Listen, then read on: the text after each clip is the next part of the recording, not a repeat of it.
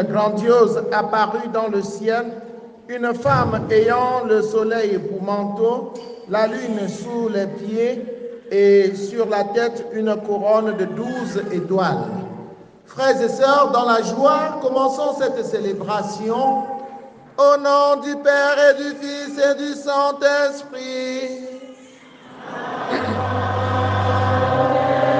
Le Seigneur soit avec vous.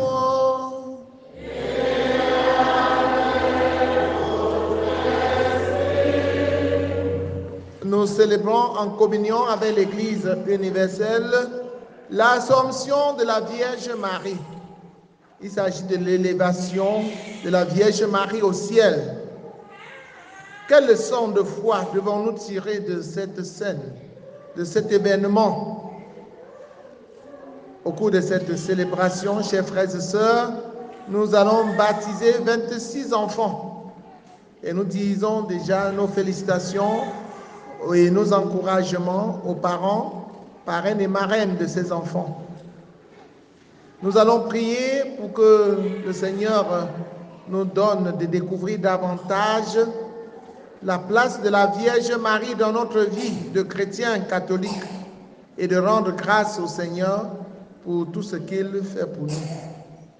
Nous allons prier avec Marie-Thérèse Matteux qui se confie à la Vierge Marie en lui disant merci pour son intercession. Nous allons prier avec tous les jeunes qui offrent au Seigneur leur projet de vie par l'intercession de la Vierge Marie. Nous allons prier pour les malades, que le Seigneur, par l'intercession de la Vierge Marie, leur procure la santé. Nous allons prier pour nous-mêmes, afin que le Seigneur, comme la Vierge Marie, nous donne de nous rendre disponibles pour le servir. Entrons dans cette célébration en reconnaissant que nous avons péché et en demandant humblement pardon. Je confesse à Dieu Tout-Puissant. Je reconnais devant mes frères et sœurs que j'ai péché en pensée, en parole, en action et en commission. Oui, j'ai vraiment péché. C'est pourquoi je supplie la bienheureuse Vierge Marie, les anges et tous les saints, et vous aussi, mes frères et sœurs, de prier pour moi, le Seigneur. Que Dieu Tout-Puissant nous fasse miséricorde, qu'il pardonne nos péchés et nous conduise à la vie éternelle.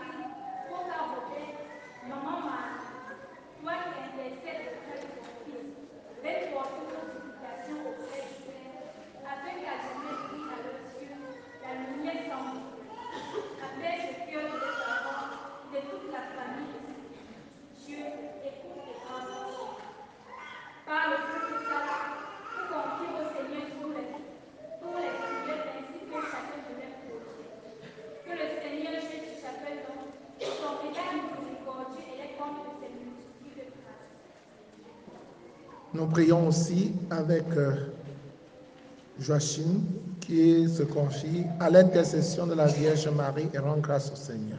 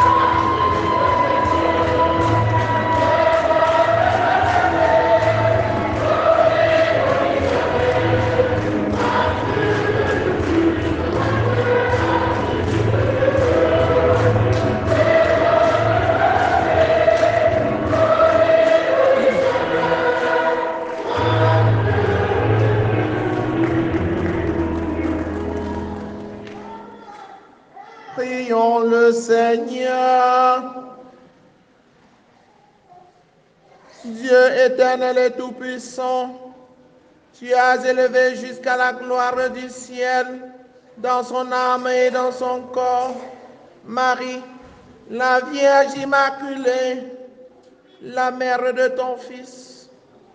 Fais que toujours tendus vers la réalité d'en haut, nous obtenions de partager sa gloire.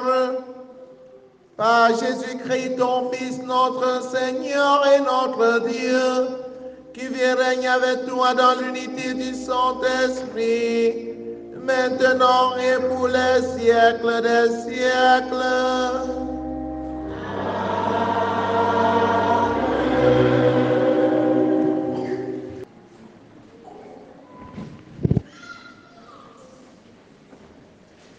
Première lecture de l'Apocalypse, et sur la tête une couronne de 12 étoiles. Elle était enceinte et elle criait. Torturée par les douleurs de l'enfantement, un autre signe apparut dans le ciel, un énorme dragon rouge feu. Psaume 44, debout à la droite du Seigneur se tient la reine toute parée d'or. Amen.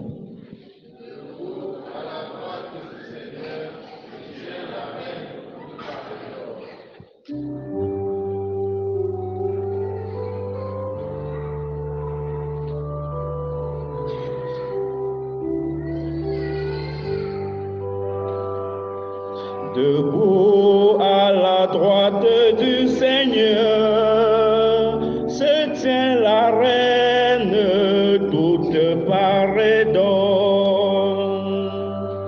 Debout à la droite du Seigneur se tient la reine toute parée d'or. Écoute ma fille, regardez dans l'oreille, oublie ton peuple, la maison de ton père. Le roi sera séduit par ta beauté. Debout à la droite du Seigneur se tient la reine toute parée d'or. Il est ton Seigneur, prosterne-toi devant lui. Alors les plus riches du peuple, chargés de présents, quêteront ton sourire. Debout à la droite du Seigneur se tient la reine toute parée d'or. Fille de roi, elle est là dans la gloire, vêtue d'étoffe d'or. On l'a conduit toute parée vers le roi. Debout à la droite du Seigneur se tient la reine toute parée d'or.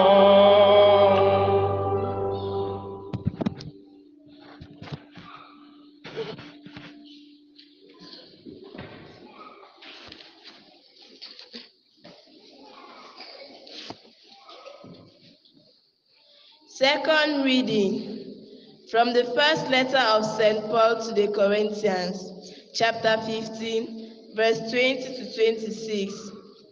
Christ has been raised from the dead, the first fruit of all who have fallen asleep.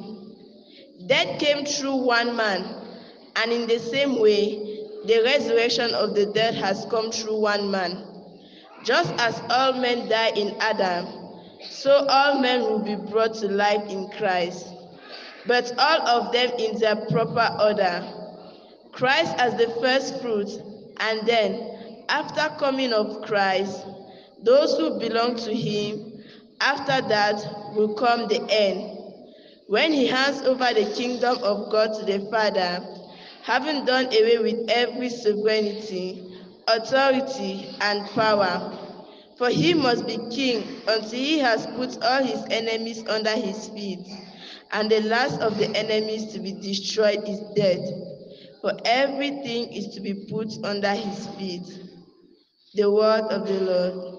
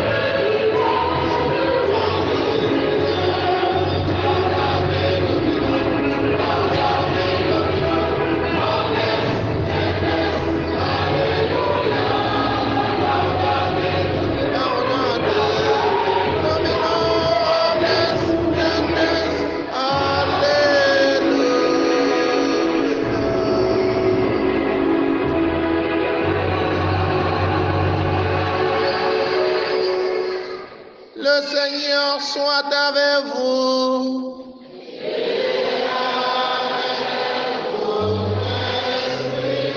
Évangile de Jésus-Christ selon Saint Luc.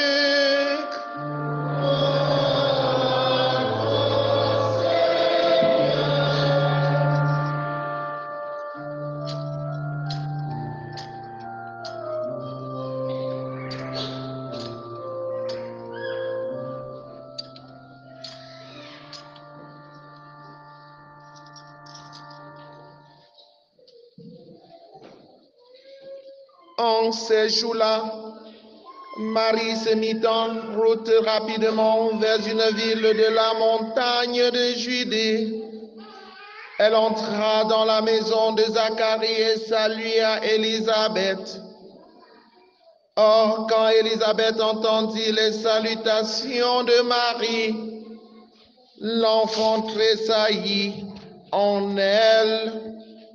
Alors Élisabeth fut remplie de l'Esprit Saint et s'écria d'une voix forte: Tu es bénie entre toutes les femmes, et le fruit de tes entrailles est béni. Comment ai-je ce bonheur que la mère de mon Seigneur vienne jusqu'à moi? Car lorsque j'ai entendu tes paroles de salutation, l'enfant a tressailli d'allégresse au-dedans de moi. Heureuse celle qui a cru à l'accomplissement des paroles qui lui furent dites de la part du Seigneur. Marie dit alors: Mon âme exalte le Seigneur, mon esprit exulte en Dieu mon Sauveur. Il s'est penché sur son humble servante. Désormais tous les âges me diront bienheureuse. Le Puissant fit pour moi des merveilles. Saint est son nom. Son amour s'étend d'âge en âge sur ceux qui le craignent. Déployons la force de son bras. Il disperse l'air superbe. Il renverse les puissants de leur trône. Il élève les humbles. Il comble de bien les affamés. Renvoie les riches les mains vides. Il relève Israël son serviteur. Il se souvient de son amour, de la promesse faite à nos pères, en faveur d'Abraham et de sa race à jamais. Gloire au Père et au Fils et au Saint-Esprit, pour les siècles des siècles. Amen. Marie demeura avec Élisabeth environ 3 mois. Puis elle s'en retourna chez elle. Louez le Seigneur, tous les peuples. Fêtez-le, tous les pays. Alléluia. Son amour envers nous s'est montré le plus fort. Éternelle sa fidélité. Alléluia. Alléluia.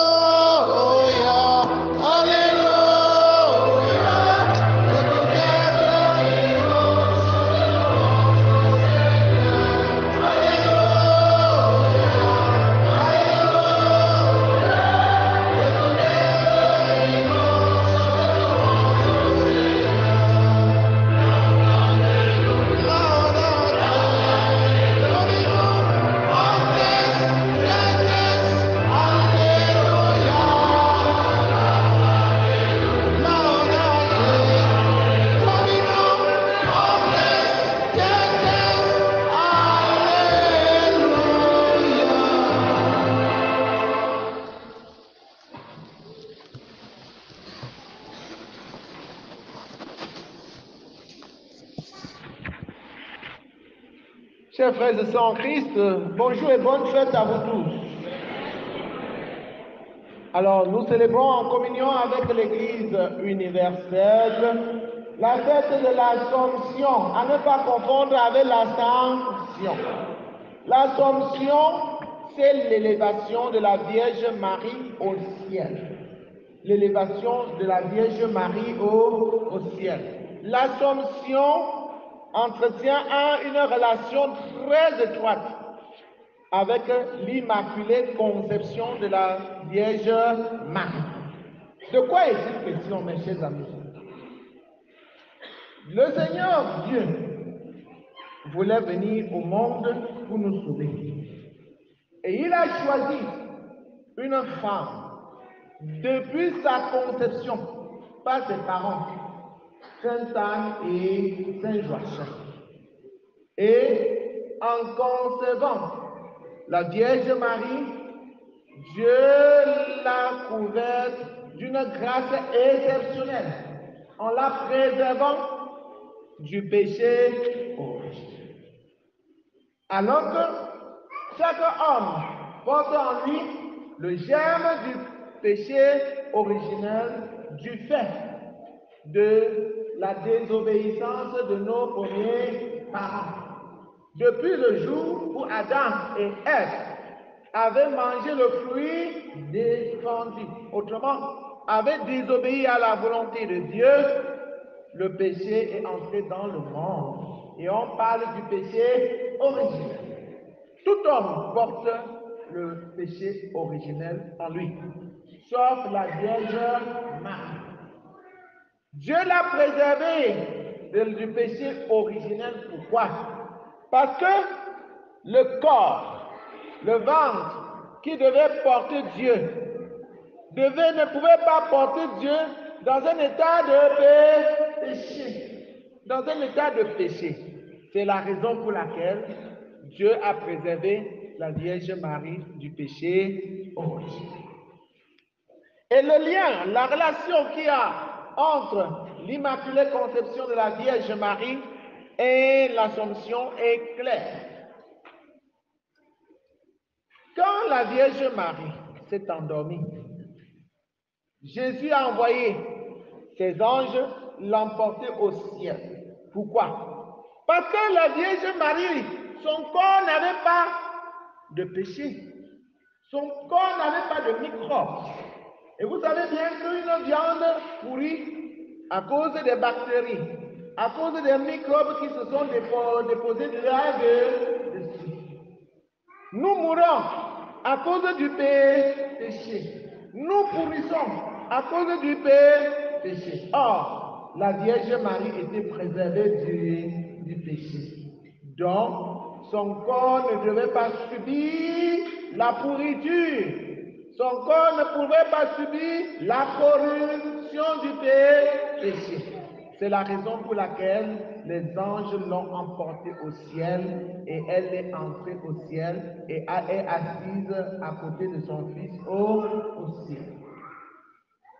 Chers frères et sœurs en Christ, célébrer la fête de l'Assomption, c'est d'abord une action de grâce. Action de grâce à Dieu qui nous a donné une mère, notre mère du ciel, la Vierge Marie. C'est Dieu qui l'a choisi, n'en déplaise aux détracteurs. Parce qu'il y a certaines personnes là qui passent leur temps à dénigrer la Vierge Marie en disant par exemple, la Vierge Marie est une femme comme tous les autres. Dieu pouvait choisir n'importe quelle femme, mais Dieu a voulu choisir la Vierge Marie, n'est-ce pas? Et comme Dieu a choisi la Vierge Marie, nous devons rendre hommage, nous devons vénérer la Vierge Marie. Nous ne l'adorons pas, nous la vénérons, c'est-à-dire nous lui donnons le grand honneur qui lui revient du fait qu'elle est la mère de Dieu. Chers frères et sœurs en Christ, Dieu ne s'amuse pas avec sa mère.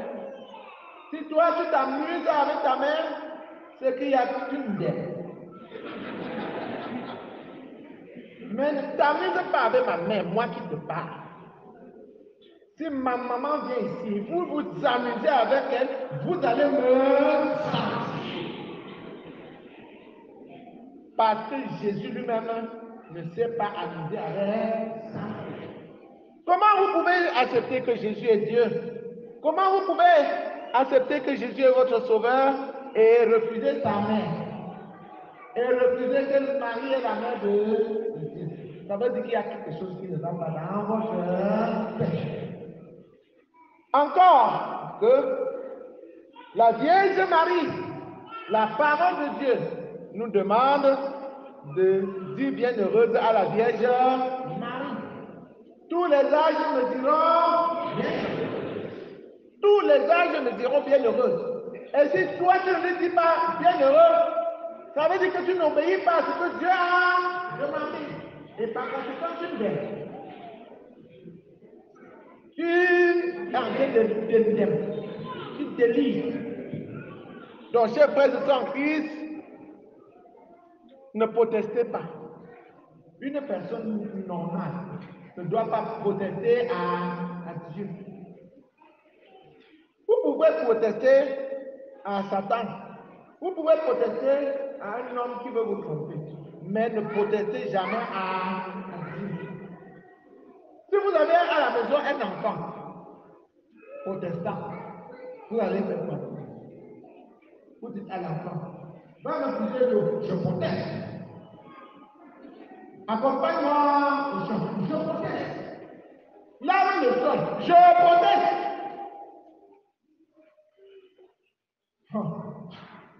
Être protestant, c'est sans problème. Ce n'est pas bon. Être protestant, ce n'est pas bon. Jusqu'à ce que Dieu demande de dire à la Vierge Marie qu'elle est bienheureuse, et tu dis, je proteste. Allemand.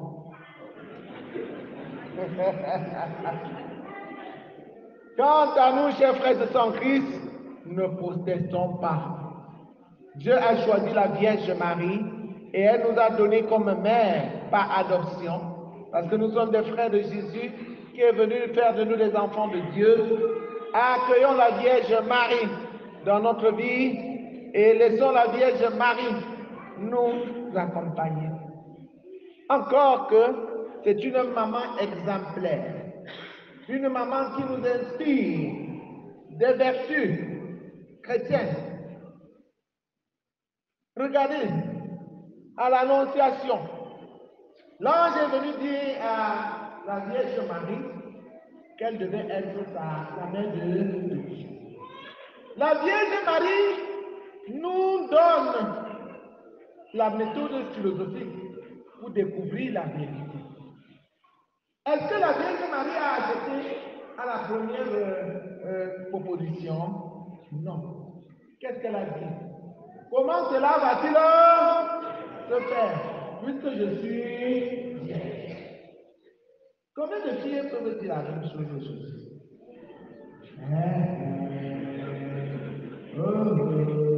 Combien de filles peuvent encore dire à leur âge?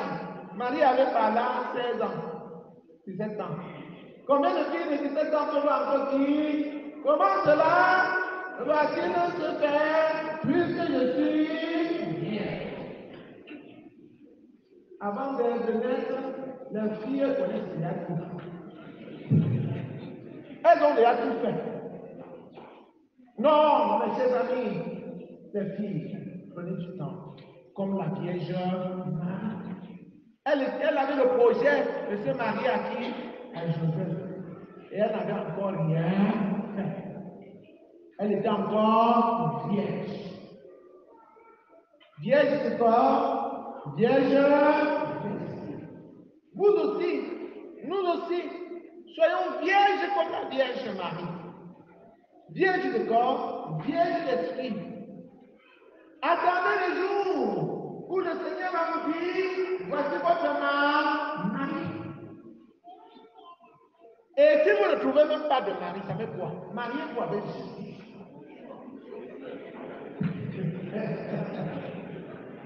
Mariez-vous avec Jésus. N'allez pas forcer. Parce qu'il y a certaines filles ici dehors, elles désirent tellement le mariage que lorsqu'elles voient n'importe quel délinquant, elles tombent ça. Ce garçon, comme il est venu de Douala, il dit qu'il est chouette. Il est mignon. Le garçon profite de l'occasion. Il dit, je vais t'amener aux États-Unis. Je vais t'amener en Las Vegas. Je vais t'amener en Chine. Je vais t'amener au Canada. Je vais t'amener en Allemagne. Et toi, tu n'as pas pris le temps, comme la Vierge Marie, pour lui demander comment cela va-t-il se faire. Alors, tu tombes dans lycée. Après, il te donne le tapoka. Tu manges. Après, il te donne l'eau. Tu bois. Et ton ventre commence à pousser. Monsieur, je fais un support. Tu comprends pourquoi?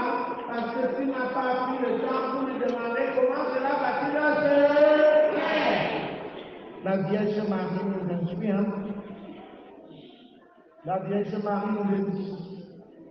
Quand tu vas apprendre le temps pour te demander comment cela va-t-il se faire, tu vas comprendre. Mais aujourd'hui, sur l'exemple de la Vierge, doute méthodique, doute progressif, pour mieux comprendre, afin de mieux voir. Posez la question à votre curé. Je ne comprends pas ceci. Comment ça se fait? Comment ça se passe? Et il va vous expliquer et vous allez mieux comprendre et mieux croire. Une fois que l'ange a expliqué à la Vierge Marie comment les choses devaient se passer et qu'elle était convaincue que c'est Dieu qui lui parlait, elle a accepté. Je suis la servante du Seigneur, que tout me soit fait selon sa parole. Mais ces enfants, chers frères et sœurs en Christ, n'ayez pas peur de faire la volonté de Dieu. C'est la meilleure. C'est la volonté de Dieu qui nous sauve. C'est la volonté de Dieu qui sauvera notre pays. Le Cameroun tombé dans le désordre total. C'est la volonté de Dieu.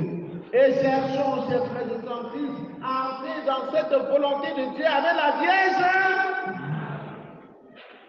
Quand tu acceptes la volonté de Dieu, tu es dans la joie. La Vierge Marie, que Dieu a choisi pour être sa mère, était dans la joie.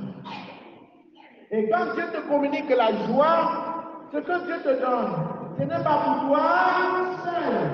C'est pour partager avec tes frères et sœurs. Et chacun a quelque chose que Dieu lui a donné. Dieu t'a donné au moins le sourire, tu achètes à combien de frères? Dieu t'a donné la joie, tu achètes la joie à combien? Partage donc ton sourire avec ton frère, avec ton voisin. Partage ta joie avec ton frère, avec ta voisine. Oui, la Vierge Marie, ayant accueilli la joie en elle, la joie de l'Annonciation, elle s'est mise en acte, c'est-à-dire avec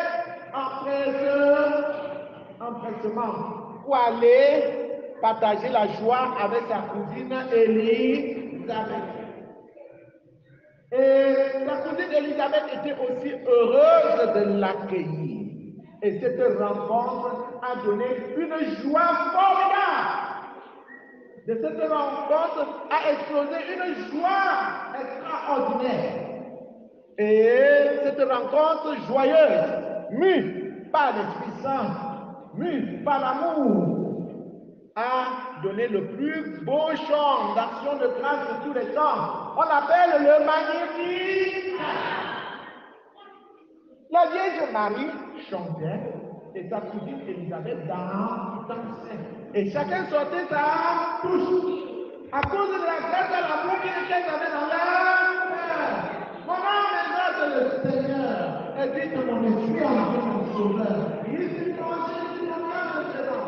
Désormais, tous les âges me diront. Je suis envie pour moi de dire, hey, ça est bon. C'était beau. J'étais là.